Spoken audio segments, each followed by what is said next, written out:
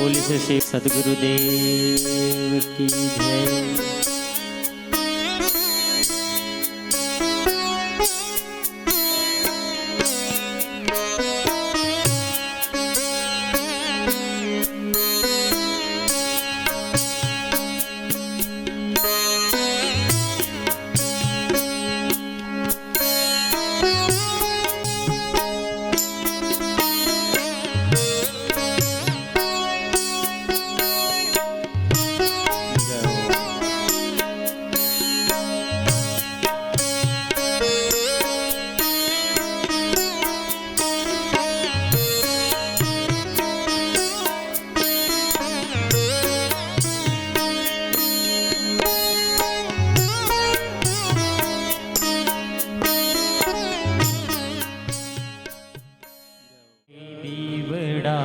जगमग जगमग थाय દીવડા જગમગ જગમગ થાય દીવડા જગમગ જગમગ થાય આરતી સદા શિવની થાય આરતી સદા શિવની થાય સદા શિવની થાય આરતી સદા શિવની થાય દીવડા જગમગ જગમગ થાય દીવડા જગમગ જગમગ થાય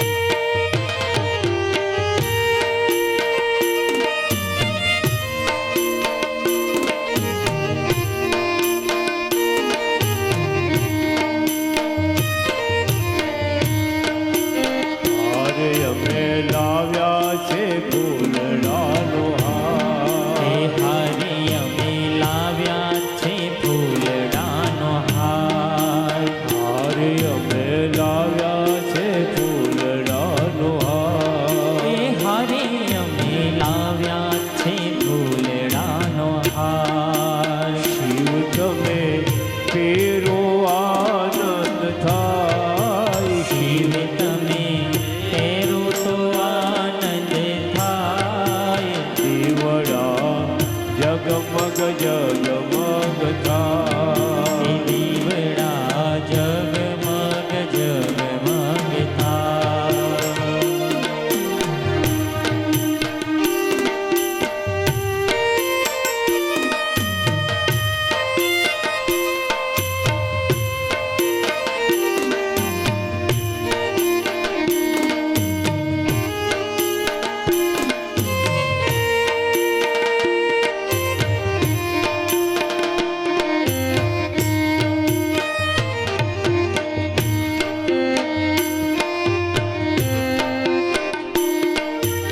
હારે અમે લાવ્યા છે બીડીના પાન તે હારે અમે લાવ્યા છે બીડીના પાન હારે અમે લાવ્યા છે બીડીના પાન હારે અમે લાવ્યા છે બીડીના પાન શિવ તમે સ્વીકારો આનંદ થાય શિવ તમે સ્વીકારો આનંદ થાય દીવડા જગમગ જગમગ થાય દીવડા જગમગ જગમગ થાય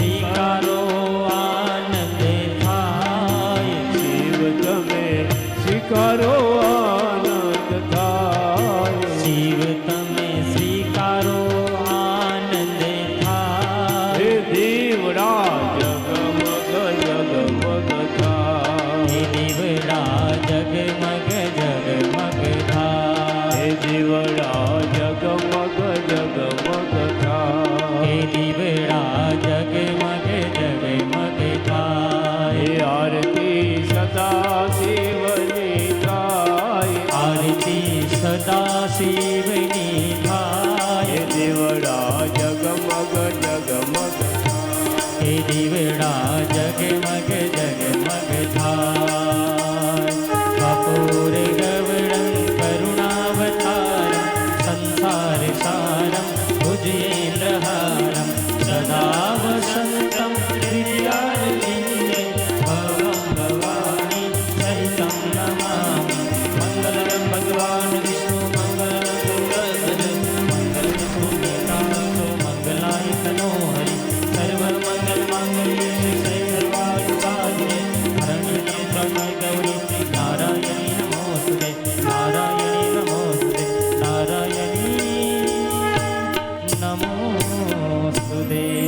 ઓમ યાનિ કાનિ ચ પાપાનિ જન્માંતરકૃતાનિ ચ તાનિ સર્વાણિ નશ્યન્તુ પ્રદક્ષિણાં પદે પદે પ્રદક્ષિણાં જલે જલે પુષ્પે हि દેવાર્भिवन्दनं આત્મરક્ષાર્થે આત્માર્भिवन्दनं. બોલો બોલીએ શ્રી શિવ મહાપુરાણ કી જય. સોમનાથ મહાદેવ કી જય. સદગુરુ દેવ કી જય. गिरनारी महाराज की जय. काली कमले वाले महाराज की जय. ओम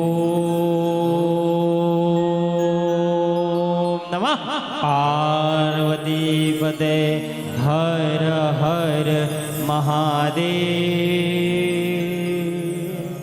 હર. એવા સુંદર ઋષિકેશ ક્ષેત્રમાં ગિરનારી મિત્ર મંડળ માણસા દ્વારા પ્રેરિત અગ્નિશિખા ફાઉન્ડેશન ચેરિટેબલ ટ્રસ્ટ દ્વારા આયોજિત અને સૌથી વિશેષ કે જમનાબેન શિવાભાઈ પ્રજાપતિ પરિવાર, અખંડ સૌભાગ્યવતી ઉષાબેન કનૈયાલાલ શિવાભાઈ પ્રજાપતિ પરિવાર, એમની ભગવદીય ભક્તિ ભાવનાના પ્રતાપે આપ સર્વ અહીં પધાર્યા છો. આપ સર્વનું સ્વાગત છે.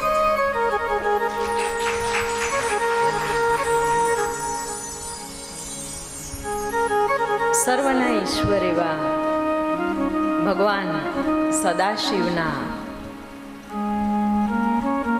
ચરણ અને શરણમાં રહેવા માટેની એક પરમ ભગવદીય ભાવ સાથે એમને વંદન. આજની આપણી શિવ મહાપુરાણ કથાના ચતુર્થ દિવસનું પ્રથમ સત્ર છે અને આ ચોથો દિવસ છે ને એ મધ્ય દિવસ છે. આપણે વચ્ચે આવી ગયા. 3 ગયા 3 રહ્યા અને આજનો દિવસ આપણે માણવાનો છે. એક પંક્તિ ખૂબ સુંદર છે. મનોજ ખંડેરિયાની એ પંક્તિઓ છે. કહે છે કે હાથમાં કારોબાર રાખ્યો તે, હાથમાં કારોબાર રાખ્યો તે, મને બારોબાર રાખ્યો તે. કેવું અદ્ભુત છે. કોને સમર્પિત છે? ઈશ્વરને સમર્પિત છે કે હે પ્રભુ, હાથમાં કારોબાર રાખ્યો તે, મને બારોબાર રાખ્યો તે. એક ડગ પણ છૂટથી ભરી ના શકું, એક ડગ પણ છૂટથી ભરી ના શકું. ખીણની ધારો ધાર રાખ્યો તે. જો જરા કે ડગલું છૂટથી ભરવા જઈએ ને, ઓવર ઇટિંગ થઈ જાય. ખીણની ધારોધાર જ છીએ, પરિણામ તરત સામે. વધારે ડૂબકીઓ મરાઈ જાય, વધારે ચલાઈ જાય, વધારે કૂદાઈ જાય, વધારે નચાઈ જાય. આપણે આપણી છૂટથી એક ડગલું પણ નથી ચાલી શકતા. ક્યારેક આપણને આપણો આ પંચ મહાભૂતનો દેહ પ્રેરણા કરે છે કે બસ હવે.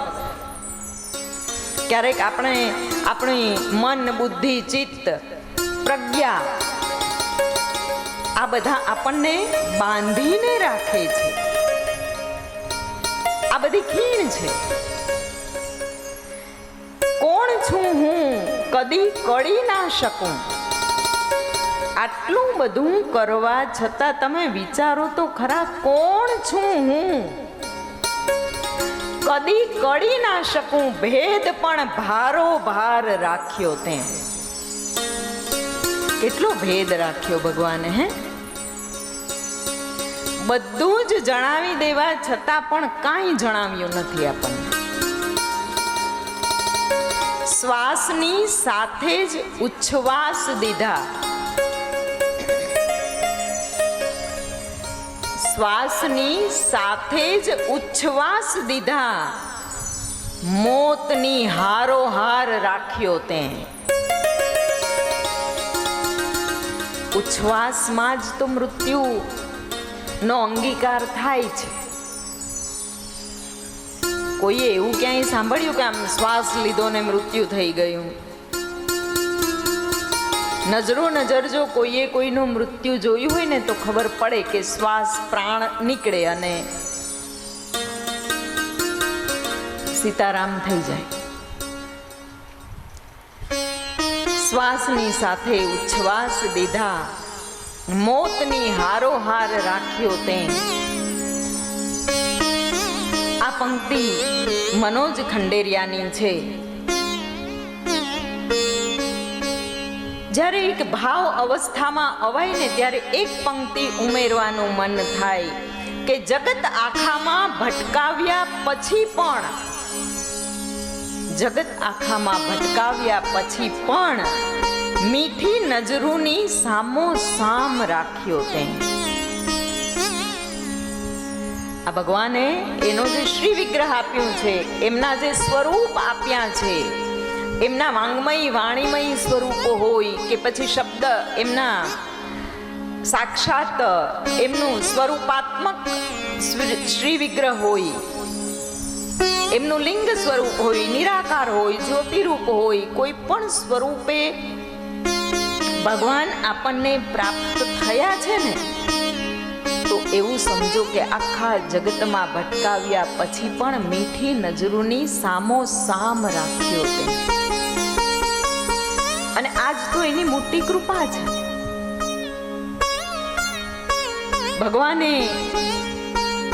ભગવાન નામની કોઈક કલ્પના અને એનું સ્વરૂપ તત્વમયી સચ્ચિદાનંદ સ્વરૂપ, એનું વાંગમય સ્વરૂપ, જ્યોતિ સ્વરૂપ, લિંગ સ્વરૂપ, આ બધા સ્વરૂપો જ તો આપણા જીવનનો ભાર હળવો કરે છે. ગમે એટલું નાચીએ, ગમે એટલું કૂદીએ, ગમે એટલા કીર્તન કરીએ, ભાવ ભજન ભક્તિ કરીએ, પણ છેલ્લે કોની સામે આવીએ છીએ? મીઠી નજરોની સામો સામ રાખ્યો તે. આ જીવન અનેક અનેક મર્યાદાઓથી બંધાયેલું છે.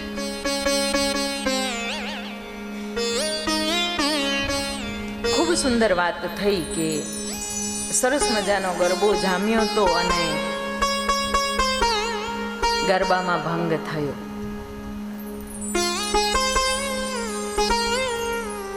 આ સમય છે ને, જિંદગીનો છેવાડો આવે ને ત્યારે બહુ ઘટે હો, યાદ રાખજો.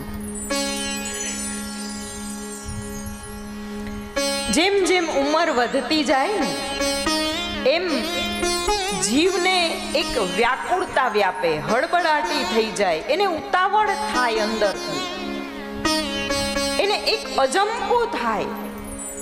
એને ખબર નથી કે આ અજંપો શેનો છે. આ અજંપો એનો છે કે જ્યારે બાલ્યાવસ્થામાં, યુવાવસ્થામાં જ્યારે બહુ સમય હતો ને એનો સદુપયોગ ના થઈ શકે. હવે વૃદ્ધાવસ્થામાં એવું લાગે કે આ કરી લેવું છે, આ કરી લેવું છે, પેલું કરી લેવું છે, પેલું કરી લેવું છે. તો આપણું એ ક્યાંક એવું ના થાય. મધ્ય દિવસે તો આવી ગયા છે, પછી છેલ્લે કથા ખેંચી નાખવી પડે. આ શબ્દ અશાસ્ત્રીય છે, અશાસ્ત્રોક્ત છે. એમાં ખેંચવાનું કંઈ ના હોય, એ આપણને ખેંચતા હોય છે. અને એટલા માટે એક સમયની મર્યાદામાં, અને આપે જોયું હશે કે જે સમયની મર્યાદા છે એ જ મને જે સમય આપવામાં આવ્યો છે એ જ સમયનો ઉપયોગ હું કરું છું. સમય બહુ બલવાન છે, એનું જો ધ્યાન રાખીને ચાલીએ ને તો આ સમય આપણું ધ્યાન રાખે છે. આ જગતની અંદર આપણે જે એક કોઈ ફિલોસોફી પકડી છે, આપણે કોઈક એક ધર્મ પકડ્યો છે, આપણે કોઈક એક રીતિ નીતિ પરંપરા પકડી છે, એ પરંપરામાં અડગતા પ્રાપ્ત કરવી એ જ પહેલો તો મુખ્ય આપણો ધર્મ છે. અન્યાશ્રય ના થઈ જાય, દોરવાઈ ના જવાય. જો તમને એમ લાગતું હોય કે તમે જે આચરણ કરી રહ્યા છો એ સાચું છે, તો તમારે એને અડગતાથી જાળવી રાખવું જોઈએ. જો અડગ રહેવાનો નિશ્ચય ધરતીના જાયા કરે, જો અડગ રહેવાનો નિશ્ચય ધરતીના જાયા કરે તો એ પડે ને તો એનું રક્ષણ પડછાયા કરે, એનો પડછાયો પણ એને સાથ આપે. શિવ મહાપુરાણ અત્યંત ગૂઢ મહાદેવના મુખેથી પ્રવાહિત થયેલા ભગવાનના જ સ્વરૂપનું વર્ણન છે. અને આ સ્વરૂપના વર્ણનમાં રુદ્ર સંહિતાના પાર્વતી ખંડમાં આપણો પ્રવેશ થશે. જ્યારે વીરભદ્ર પ્રગટ થયું અને સદાશિવે એને આજ્ઞા આપી કે હે વીરભદ્ર, આપ જાઓ, બ્રહ્માના પુત્ર દક્ષના યજ્ઞનો વિધ્વંસ કરો. શાસ્ત્રની એક પરંપરા છે કે માત્ર દક્ષ નથી કહેવામાં આવતા, બ્રહ્મા પુત્ર કહેવામાં આવે છે. માત્ર સતી નથી કહેવામાં આવતા, એને દાક્ષાયણી કહેવામાં આવે છે. દક્ષના પુત્રી એટલે દાક્ષાયણી. આગળની જે આપણી પેઢી છે કે આ આપણી અંદર જે એક રેતસે અવતાર ધારણ કર્યો છે, જે જીન્સ છે, એ ક્યાંથી આવ્યા છે એ પરંપરાથી ઓળખવામાં આવે છે. એટલે બહુ ધ્યાન રાખવું પડે. જીવે આ જગતમાં બહુ શાંતિથી આપણે જીવન જીવવું પડે. કોઈ પણ કથા હોય, કોઈ પણ શાસ્ત્ર, કોઈ પણ પુરાણ આજથી 5 વર્ષ પહેલા મને પણ નહોતી ખબર પડતી, પણ આ સંસ્કૃત પાઠશાળામાં શાસ્ત્રી અને શાસ્ત્રી પછી આચાર્ય પુરાણ વિષયની અંદર કર્યું ને ત્યારે ખબર પડી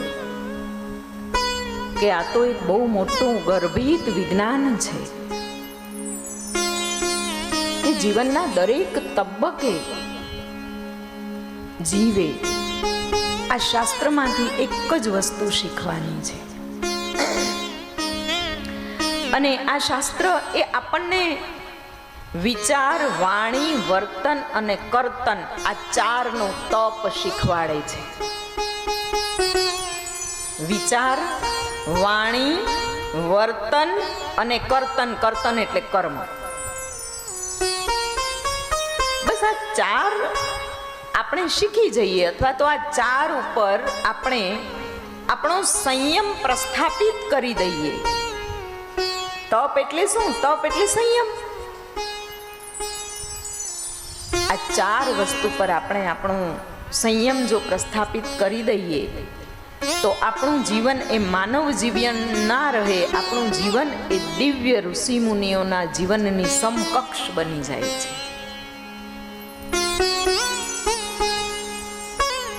કહ્યું છે કે બ્રહ્મા પુત્ર દક્ષ એ યજ્ઞ વિરોધી બન્યો છે, અને આપ એ અહંકારીના યજ્ઞનો નાશ કરો. ત્યારે ગઈકાલે આપણે આ વર્ણન ખૂબ જ સંક્ષિપ્તમાં કરી જ ગયા છીએ. વીરભદ્ર આવ્યો.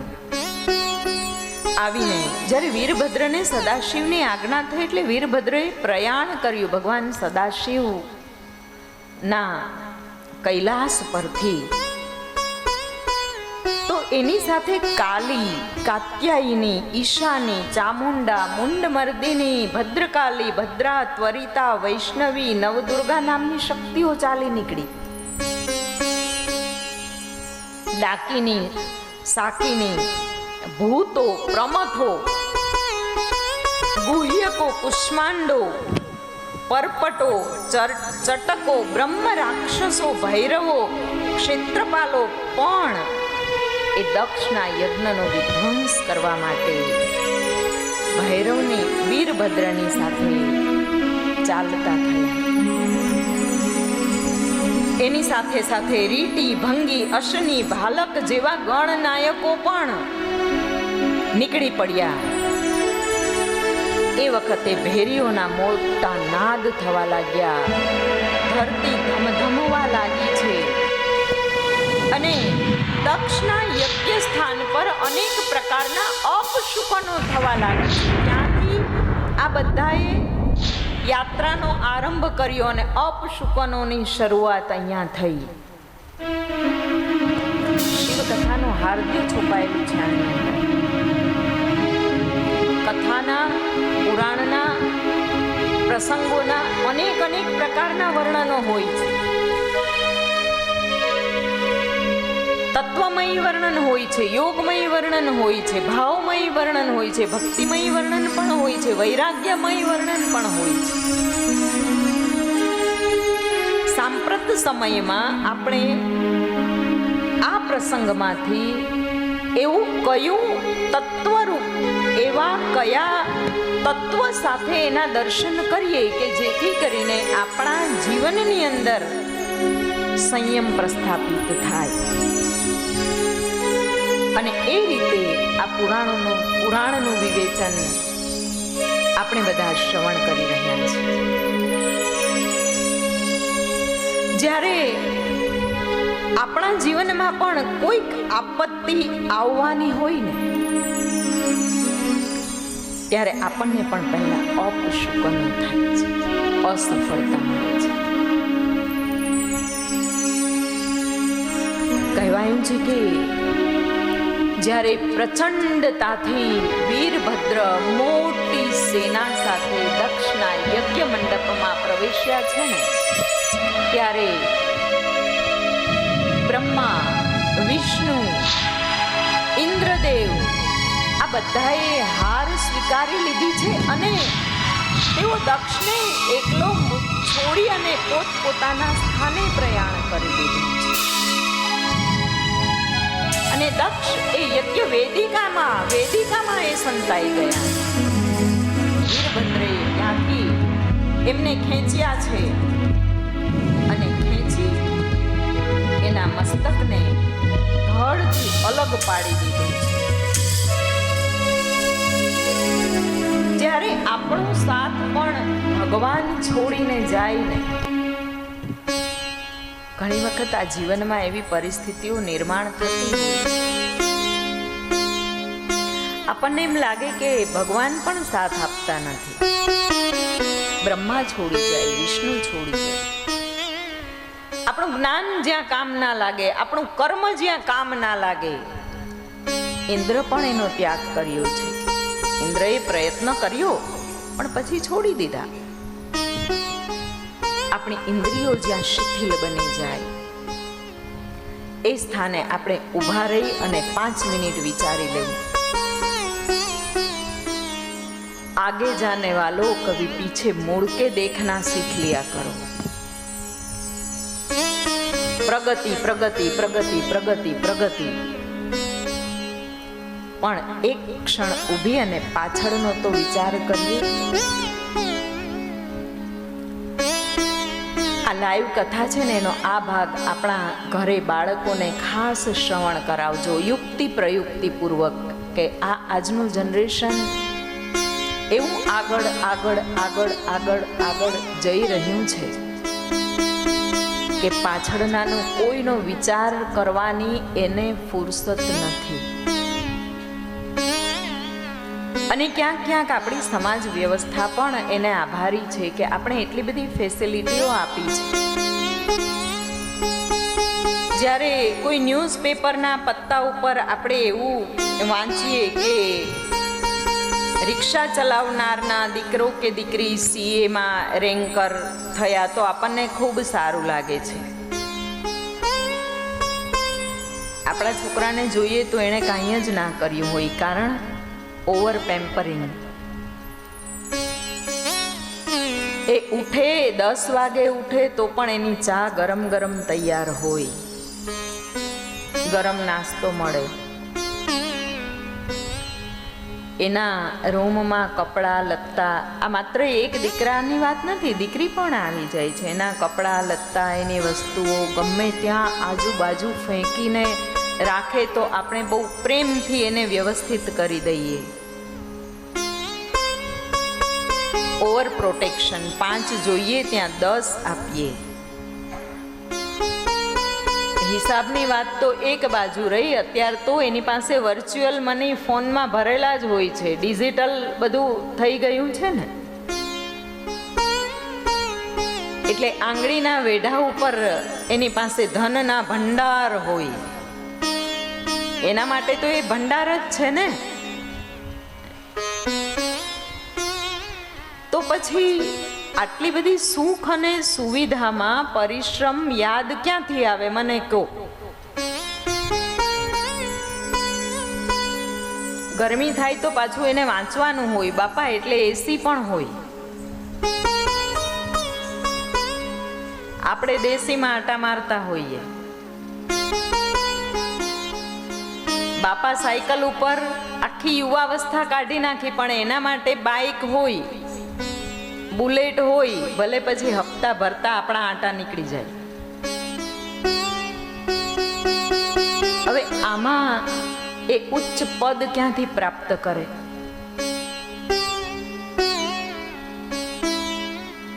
પરિશ્રમનું મહત્વ. જ્યારે દક્ષે શરૂઆત જ વિચાર્યા વગરના કામની કરી, તો પરિણામ જ્યારે ઊંધું આવે ને, ત્યારે એને કોઈ પકડનાર હોતું નથી. અને જ્યારે જોજો કે કોઈ આપણને પકડનાર ના હોય ને, ત્યારે સમજવું કે નક્કી કાંઈક તો ગડબડ થઈ ગયું છે. એક ખૂબ સુંદર પંક્તિ છે, પકડ લો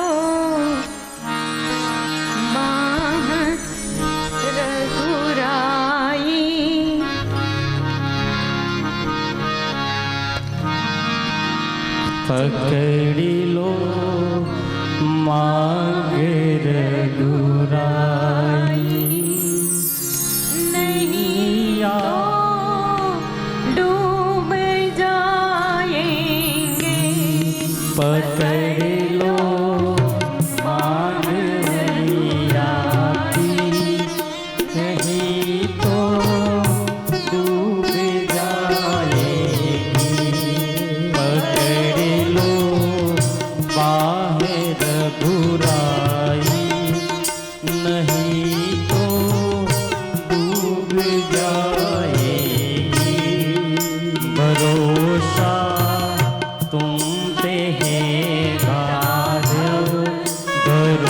भरोसा तुम पे है राघव, तुम ही को ही बुलाया है, पकड़ लो बाहें रघुराई, नहीं तो डूब जाएंगे।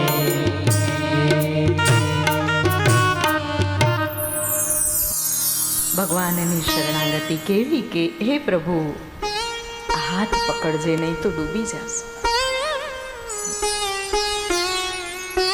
વીરભદ્રએ બધાને દંડ આપ્યો છે અને દંડ આપ્યા પછી જ્યારે દેવતાઓએ પ્રાર્થના કરી, ભગવાન વિષ્ણુએ, બ્રહ્માએ અને મુનિઓએ ભગવાન સદાશિવને વિધ્વંસ કર્યા પછી જ્યારે ભગવાન શાંત થયા, એકવાર આપણા જીવનમાં પણ જ્યારે ડિસ્ટ્રક્શન થઈ જાય ને, બધું જ વેર વિખેર થઈ જાય, પછી પાછું કન્સ્ટ્રક્શન કરવા માટે આપણે થોડીક રાહ જોવી પડે છે. આપ છેક છેલ્લે સુધી બધાને જે વિવેચન થાય છે, સમજાય છે ને,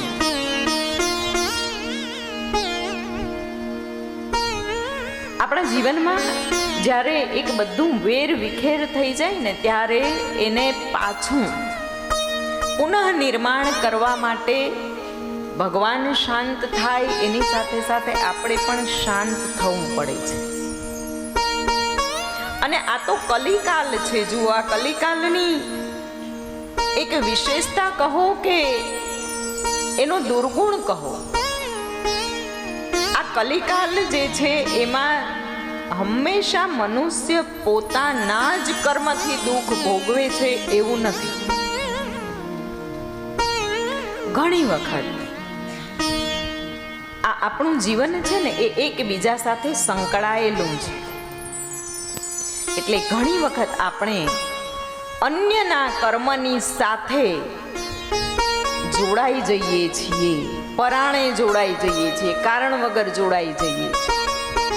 કેદારનાથમાં ફ્લડ આવ્યું હતું, પૂર આવ્યું હતું, તો એમાં શું એટલા બધા પાપીઓ જ ગયા હશે? અને ભગવાને બધા એવા પાપીઓને જ ભેગા કરીને એક સાથે ટિકિટ કપાવી દીધી હશે ત્યાં કે ચલો ત્યાં પહોંચો. એવું તો નહીં હોય ને. એટલે ઘણી વખત કલિયુગ છે અને આ કલિકાલની અંદર અનેક વખત આપણે પરિસ્થિતિ, સંજોગો ના શિકાર બનીએ છીએ અને આવા સમયે પણ આપણે શાંત થઈ જવું પડે છે. અને પરિસ્થિતિ અને સંજોગોના શિકાર થયા હોવ ને તો તરત જ બેઠું પણ થઈ જવાય છે. જો એ કેદારનાથ અત્યારે હતું એનાથી 100 ગણું સારું છે. કચ્છમાં ભૂકંપ આવ્યો, એના પછીનું કચ્છ તમે જોજો કેટલું અદ્ભુત થઈ ગયું છે, સ્વર્ગ જેવું. એટલે કોઈક પરિસ્થિતિવશ, કોઈક પ્રકૃતિવશ જો વિનાશ થયો હોય, આપણે કોઈકના કારણે લપેટામાં જો આવી ગયા હોઈએ ને તો તરત ઊભું થઈ જવાય છે. કંઈક આવી રીતના આપણને કંઈક નુકસાન થયું હોય તો આપણે ક્યાંકથી સહાયતા માંગી શકીએ. અમેરિકાએ ફંડ મોકલે ને ચાઇનાએ મોકલે, પણ માનો કે આપણે બેઠા બેઠા હમણાં જન્માષ્ટમી ગઈ અને બધું જ જો જાતે જ મૂકી દીધું હોય દાવમાં અને જતું રહ્યું હોય તો ફંડ ફાળો કરવા ના જવાય. કનૈયાલાલભાઈ એમ ના કહેવાય કે કનૈયાલાલભાઈ આ બધું હારી ગયો છે, હવે આને 5 રૂપિયા દક્ષિણામાં આપો. કહેવાય? ના કહેવાય. આપણે હાથે કરીને ઊભા કરેલા દુઃખની અંદર આપણે ઝડપથી ઉગરી શકતા નથી. એના માટે આ દક્ષ પ્રજાપતિએ પણ વિચાર્યા વગર કાર્ય કર્યું છે. એટલે બ્રહ્માજીએ, વિષ્ણુએ, દેવતાઓ અને ઋષિમુનિઓની સાથે મળી અને મહાદેવ શાંત થયા. મહાદેવને વિનંતી કરી છે કે હે પ્રભુ, આપે દક્ષને તો દંડ આપી દીધો, પરંતુ આ યજ્ઞ જે ખંડિત થયો છે અને હવે તો દક્ષને એનો દંડ મળી ગયો છે,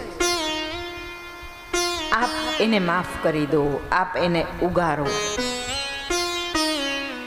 ત્યારે ભગવાને સદાશિવે વીરભદ્રને આજ્ઞા કરી. વીરભદ્ર દક્ષનું ધડ લઈને આવ્યા છે અને એ ધડ પર એનું પોતાનું મસ્તક તો યજ્ઞકુંડમાં ભસ્મીભૂત થઈ ગયું છે. એટલે બકરાનું મસ્તક, યજ્ઞ પશુનું મસ્તક એવું લખેલું છે. યજ્ઞ પશુનું મસ્તક મૂક્યું છે. એ જીવિત થયા અને ભગવાન સદાશિવ પર દ્રષ્ટિ પડતાની સાથે જ ભગવાનનો ઉપકાર માની અને વારંવાર વંદન કરવા લાગ્યા છે. ભગવાન વિષ્ણુએ એમની સ્તુતિ કરી છે. બ્રહ્માજીએ પણ માફી માંગી છે. એટલી બધી વાર માફી માંગી છે કે ગળગળા સ્વરે અમને માફ કરી દો. હે સદાશિવ, તમે આટલા બધા કરુણામય છો, ઉપકારી છો, આપે અમને માફ કર્યા, અમે તમારી સામે આંખ મિલાવી નથી શકતા. અને આપણે પણ આ સવારમાં જ્યારે ભગવાનનો આટલો સુંદર સથવારો પ્રાપ્ત થયો છે, સાનિધ્ય મળ્યું છે, અને તમે જે આટલા બધા શાંત છો ને, એ પણ મને કાંઈક પ્રેરણા આપે છે. જીવનમાં ભક્તિ વધે, જ્ઞાન વધે, વૈરાગ્ય વધે તો શું થાય? ભક્તિ જ્યારે મનુષ્યના જીવનમાં વધી, એવું ત્યારે કહેવાય કે દરેક પ્રકારના ભયથી મુક્ત થઈ જાય. ભક્તિ એટલે ભગવાનનું સાનિધ્ય. હવે ભગવાનનું સાનિધ્ય હોય ને એના ઉપર તમારો પાક્કો વિશ્વાસ હોય, એને કહેવાય ભક્તિ. ભયથી મુક્તિ, ઇતિ ભક્તિ. અને જ્યારે તમને કોઈ ભય નથી હોતો તો પછી તમે સારા કર્મ જ કરવાનો છો. આ જગતની અંદર થતા દરેક પ્રકારના નરસા કર્મ એ ભયના ઓથાર હેઠળ જ થાય છે. હું જઈશ પછી મારા બાળકોનું શું થશે, ગમે એમ કરીને ધન સંચય કરો. ભયના ઓથાર હેઠળ હું આજે આની સાથે આવું કડકાઈથી જબરજસ્તી રાડો પાડીને વર્તન નહીં કરું તો એ ધમાલ જ કરશે. ભય એક કલ્પના. એટલે ભક્તિ એટલે મનુષ્ય ભય વિહીન થઈ જાય, એને કહેવાય છે ભક્તિ. ત્યાર પછી જ્ઞાન. જ્ઞાન આપણામાં જ્ઞાન પ્રવેશી રહ્યું છે એવું ક્યારે કહી શકાય કે આપણે દરેક વાતને સંપૂર્ણ ન્યાય આપી શકવા માટે પ્રયત્ન કરતા હોઈએ અને એ પ્રયત્નમાં આપણને સફળતા મળે ને એટલે આપણા અંદર જ્ઞાન સ્થિર થયું છે એવું કહેવામાં આવે છે. બહુ ઊંડાણવાળી પરિભાષાઓને ખૂબ જ સરળતાથી જો આપણે આ જ્ઞાનની વ્યાખ્યા કરીએ તો આ જ વ્યાખ્યા છે કે બહુ દરેક વાતોને આ સાચું છે, ખોટું છે એ રીતે નહીં, પણ આ વાત શું છે બસ એ જ. સાચા ખોટાનો ભેદ મટી જાય અને કોઈ પણ વાતને, કોઈ પણ શબ્દને, કોઈ પણ ક્રિયાની અંદર આપણે ભેદ રહિત એનું મૂલ્યાંકન કરી શકીએ ત્યારે આપણે અંદર જ્ઞાન ઉતરી રહ્યું છે એવું કહેવાય.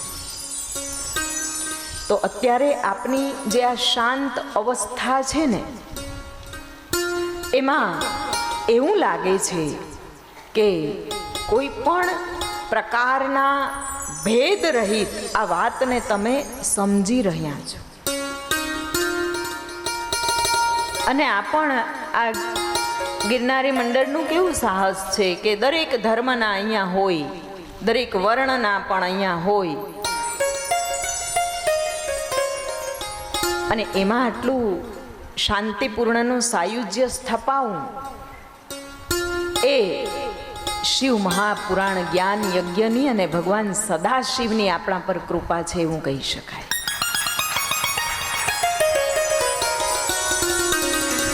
વૈરાગ્ય, વૈરાગ્ય કોને કહેવો? વૈરાગ્ય એને કહેવામાં આવે છે કે તમારી પાસે ઈશ્વર દત્ત જે વસ્તુ છે, તમારી પાસે ઈશ્વર દત્ત કામ છે, ક્રોધ છે, જો આ ધન છે ને, આ પૈસા છે ને, રૂપિયા અને સંપત્તિ ને, એ ઈશ્વર દત્ત નથી, આપણા પુરુષાર્થથી આપણે પ્રાપ્ત કરેલી છે. અને આ ધનની તો મેં આપને એક વાત કરી હતી કે આપણે દક્ષિણાની વાત કરશું. દક્ષિણાની પહેલા એક વાત રહી જાય છે, પ્રદક્ષિણાની. આ વ્યાસપીઠ છે ને એની પ્રદક્ષિણા અચૂક કરવી જોઈએ. જ્યારે જ્યારે મોકો મળે, સવારે, સંધ્યાકાળે, સૂર્યાસ્ત પછી રાત્રે ના કરી શકાય. બ્રહ્મ મુહૂર્તથી લઈ અને સૂર્યાસ્ત સુધી આ વ્યાસપીઠની પ્રદક્ષિણા કરો. આની અનુભૂતિ હોય છે. હું શબ્દોમાં ઢાળીશ ને તો કદાચ એ એટલું સુંદર રીતે નહીં કહી શકું. જ્યાં મન સહિતની વાણી ના પહોંચે ત્યાં સમજજો કે બ્રહ્મ રહેલો છે. એટલે વ્યાસપીઠની પ્રદક્ષિણા કરવાનું કોઈ ચૂકતા નહીં. વધારે ના કરો, 11 તો કરો, એક દિવસ તો કરો પ્રદક્ષિણા. અને એની સાથે પાછું આવે છે દક્ષિણા. આ દક્ષિણા શબ્દ ક્યાંથી આવ્યો? દક્ષિણ દિશા એ યમની દિશા છે. જો પૂર્વ દિશા એ કર્મની દિશા છે, પશ્ચિમ દિશા એ સંચયની દિશા છે. આમ એને એવું કહી શકાય કે પુણ્યની દિશા પણ છે. ઉત્તર દિશા એ ધર્મની દિશા છે. વાસ્તુશાસ્ત્રના નિયમો નથી કહેતા, આપણે શાસ્ત્રના નિયમો કહીએ છીએ. અને દક્ષિણ દિશા એ યમની દિશા છે. યાદ રાખો કે જ્યારે, અને દક્ષિણ દિશામાં યમ રહે છે. જ્યારે જ્યારે દક્ષિણા આપવામાં આવે છે ત્યારે દક્ષિણ દિશામાં રહેલો યમનો પ્રભાવ ક્ષીણ થાય છે, અને એટલે દક્ષિણા આપવામાં આવે છે. આપણા જીવનમાં યમ શું કરે? યમ એટલે મૃત્યુ, અને મૃત્યુ એટલે ઘસારો.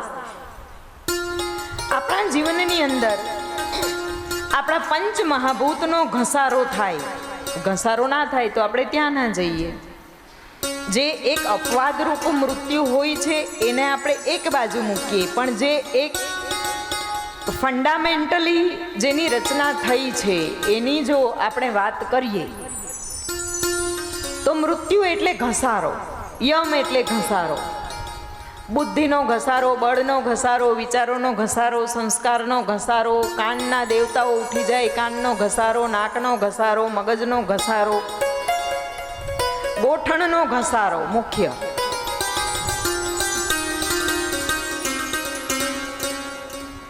અત્યારે તો એને પહેલા લેવો પડે ને. હા પાડે છે.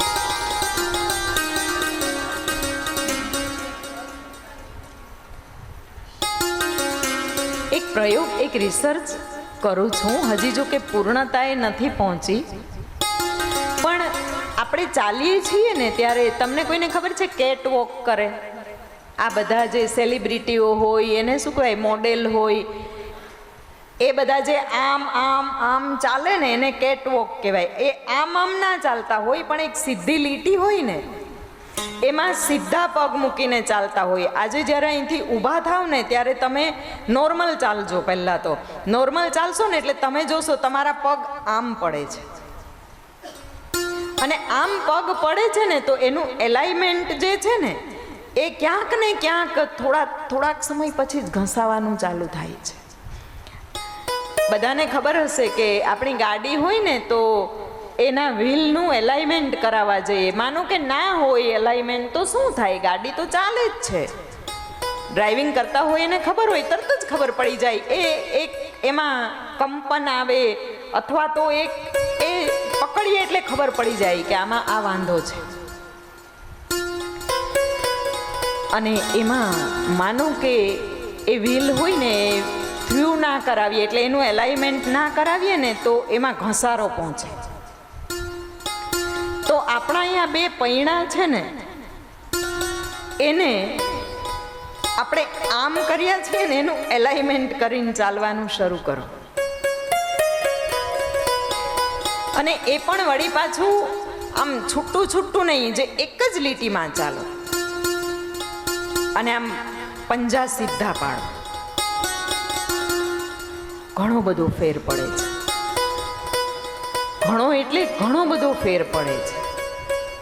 યમ એટલે ઘસારો અને યમની દિશા એટલે દક્ષિણ દિશા. જ્યારે જ્યારે આપણે દાન આપીએ છીએ, કોઈ પણ સારું કર્મ કરીએ એટલે આપણે શું માંગીએ ભગવાન પાસે કે હે પરમાત્મા, જ્યાં સુધી જીવાડો ત્યાં સુધી પણ આ ઘસારો બહુ ના લાગે ને એનું ધ્યાન રાખજો. એ ટિકિટ માનો કે અત્યારે ભલે વેઇટિંગમાં હોય કે આરએસી હોય, કન્ફર્મ થઈ જશે ત્યારે અમને કોઈ ચિંતા નથી. કન્ફર્મ ટિકિટમાં યાત્રા કરવામાં શું વાંધો છે?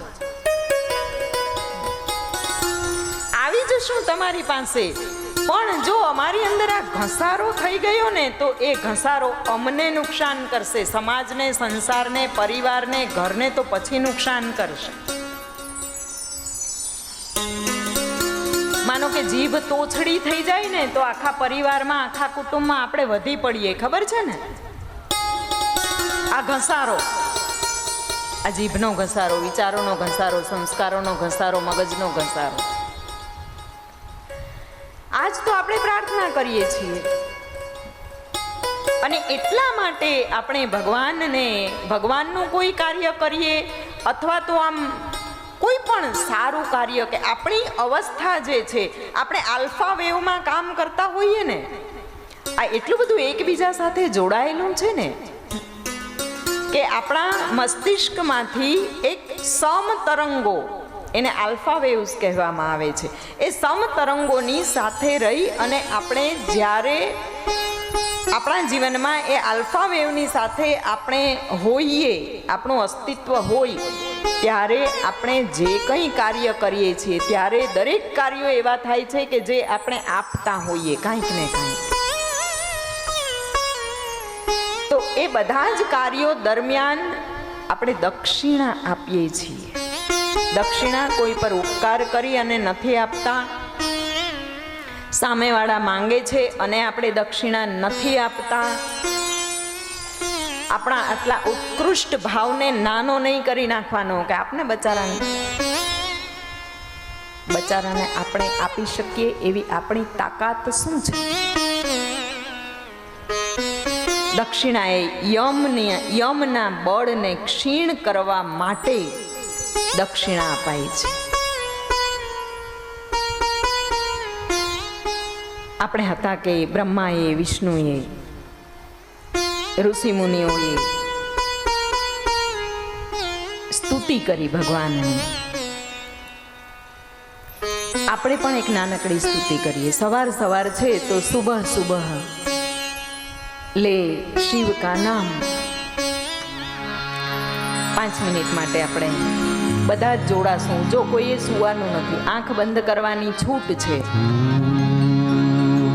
આંખ બંધ કરો ને ત્યારે પણ આને અંદર રાખીને આંખ બંધ કરો ને તો ઊંઘ ના આવે. આવી અનેક મુદ્રાઓ છે જે પ્રથમ દિવસથી વિસ્મૃત જ થઈ ગયું કહેવાનું. सुबह सुबह ले शिव का नाम कर ले बंदे ये शुभ काम। सुबह सुबह ले शिव का नाम कर ले बंदे ये शुभ काम। सुबह सुबह ले शिव का नाम शिव आएंगे तेरे द्वार। सुबह सुबह ले शिव का नाम बंदे शुभ काम। ओम नमः शिवाय, ओम नमः शिवाय, ओम नमः शिवाय, ओम नमः शिवाय।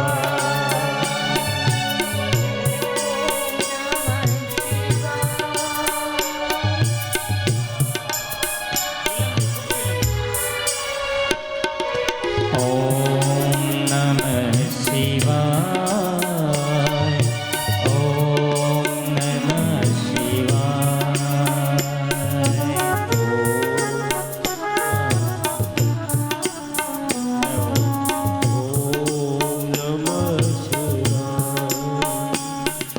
सुबह सुबह ले शिव का नाम शिव आए हैं तेरे द्वार। सुबह सुबह ले शिव का नाम शिव आएंगे तेरे द्वार।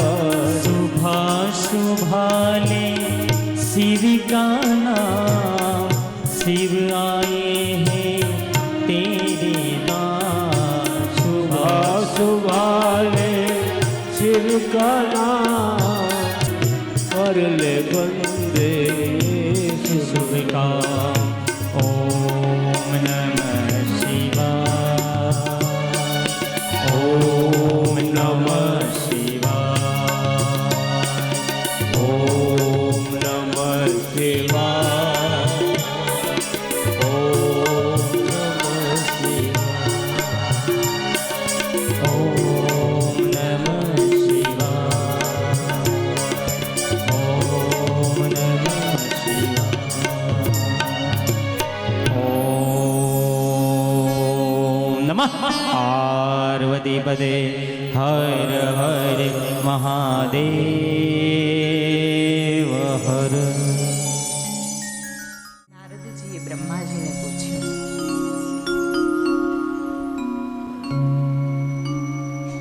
દેવતાઓએ સ્તુતિ કરી ભગવાનને વિનવ્યા, ભગવાને યજ્ઞનો ઉદ્ધાર કર્યો, દક્ષનો ઉદ્ધાર કર્યો, યજ્ઞ પૂર્ણ કર્યો છે.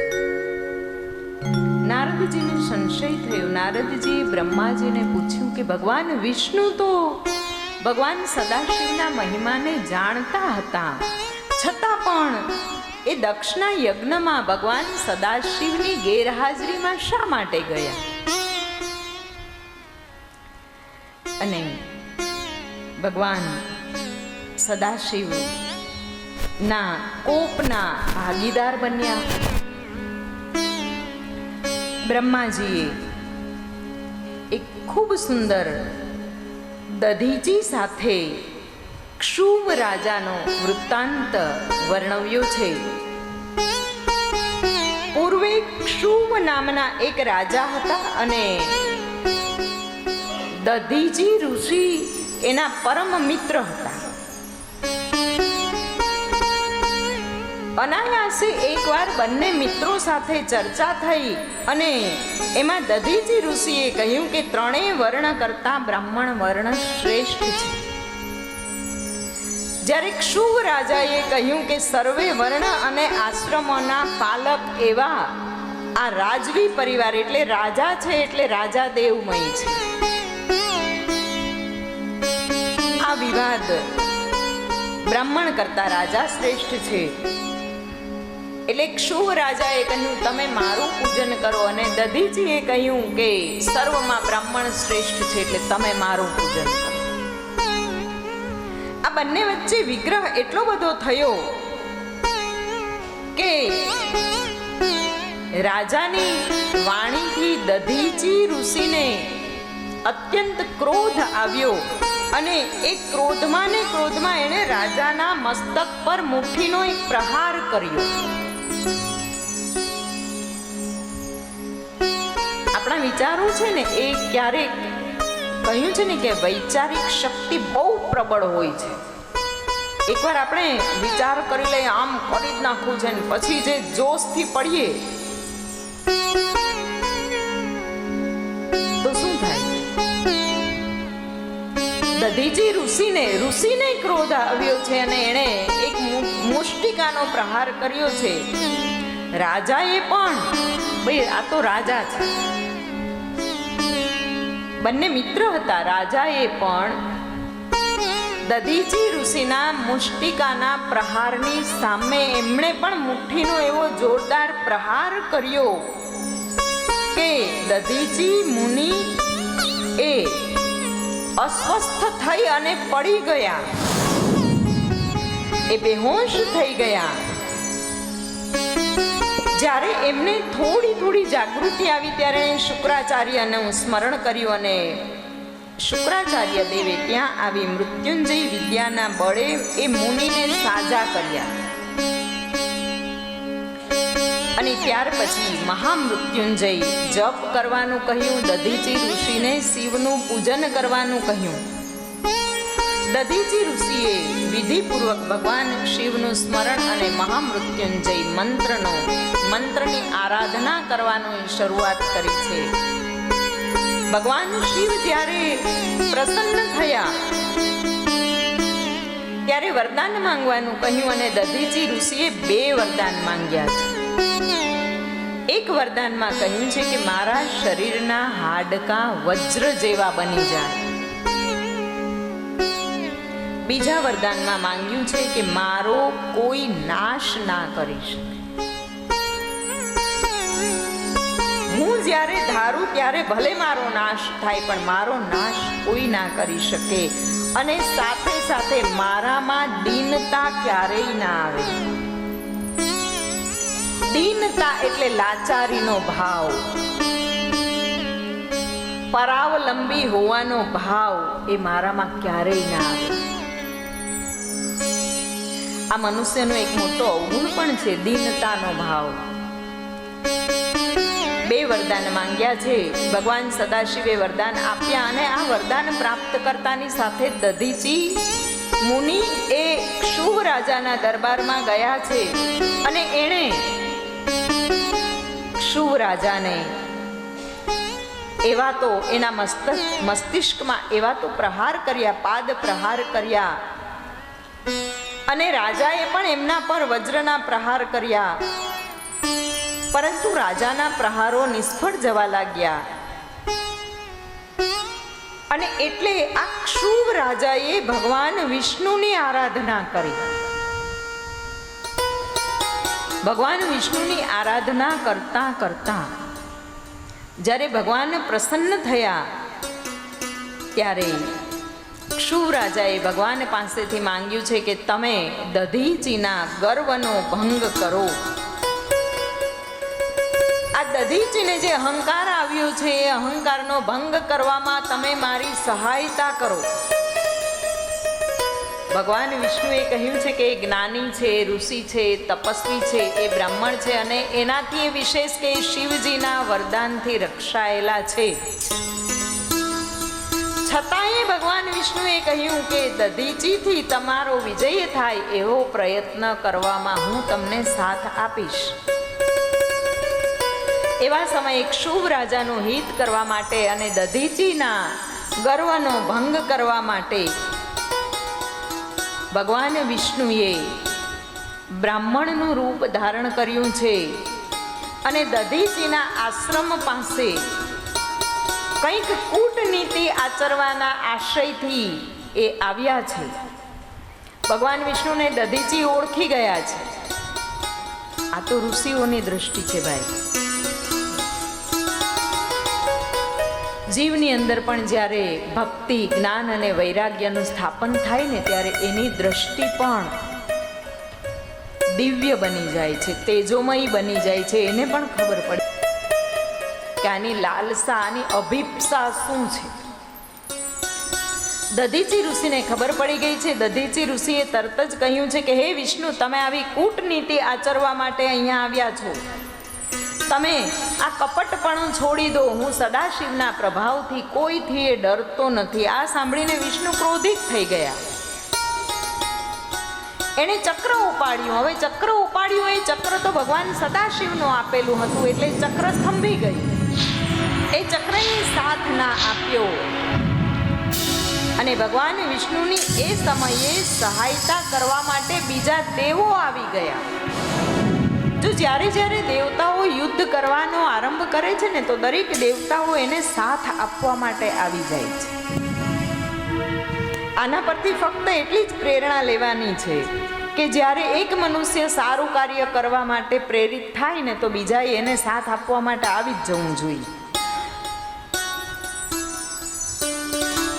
અને આ તો આ બધા દેવતાઓ, 33 કોટી દેવતાઓની કલ્પના જે છે એ આપણા યોગ માર્ગમાં, યોગ વિવેચન, યોગ ભક્તિ માર્ગનું વિવેચન કરીએ યૌગિક ભાષામાં, ત્યારે આ બધા જ દેવતાઓ આપણી અંદર પણ રહેલા છે. એક દેવતા યુદ્ધ કરવા નીકળે એટલે માનો કે એક જરાક આપણને ક્રોધ આવ્યો. ક્રોધ આવે એટલે ભગવાન વિષ્ણુ આવે. જો વિષ્ણુ કઈ રીતે આવે? ફટાફટ હાથમાં હોય પછાડો, કર્મ કરો.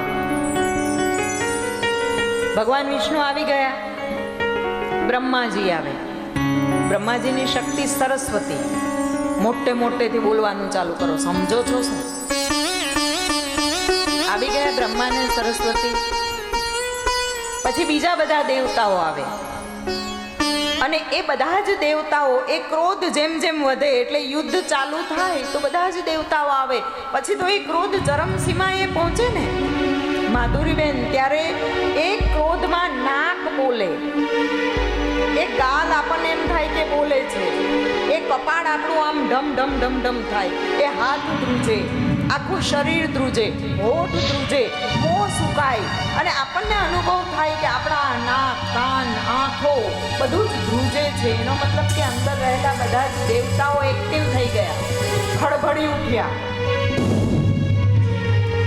થાય છે કે નહીં આવું? બધા જ દેવતાઓ આવી જાય, તરત આવી જાય. અને એમાંય જ્યારે આ મહાશક્તિઓ પ્રવેશ કરે ને, એનું વર્ણન આવતીકાલે છે, એ આવતીકાલે કરીશું કે મહાશક્તિઓ પ્રવેશ કરે પછી શું થાય. આ દેવતાઓનું વર્ણન, દેવતાઓની જે લક્ષ્મણ રેખા છે અહીંયા સુધીની છે. દેવતાઓ આવું કરી અને આખું બધું મેદાન આવી રીતે સજાવીને મૂકી દીધું.